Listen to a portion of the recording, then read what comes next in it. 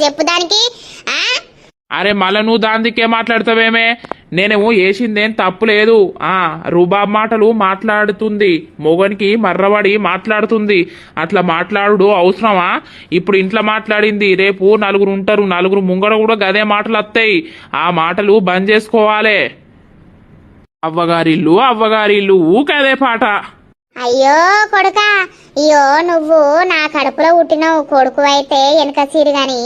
ఆవు బిడ్డ, నువ్వు ఈ ఊర్లో పుట్టినవు, ఈ ఊర్లో పెరిగినవు, ఈ ఇంట్లో పెరిగినవు. నువ్వు ఈ ఊరు నిడిచిపెట్టి ఒక 2 రోజులు ఏటన్నా పోయి ఉంటే నీకు మనసున పడుతుందారా?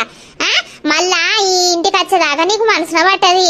అసోంటిది ఒక ఆడది మొగోని వేసుకొని తన పుట్టిన ఊరు, ఇల్లు, అవ్వను, అయ్యను అందరిని వదిలిపెట్టుకొని అత్తది. వచ్చినప్పుడు మనమే సర్వం అనుకొని అత్తది. వచ్చినప్పుడు మనం ఆడదాన్ని ఎట్లా చూసుకోవాలి? ఏదో పుట్టిన ఊరి మీద పానం కొట్టుకుంటే పోతానంటే పంపియాలి. ఓ 2 రోజులు ఉండత్తది కానీ బొత్త వాటే ఉంటాదిరా గాడిది కొడుక.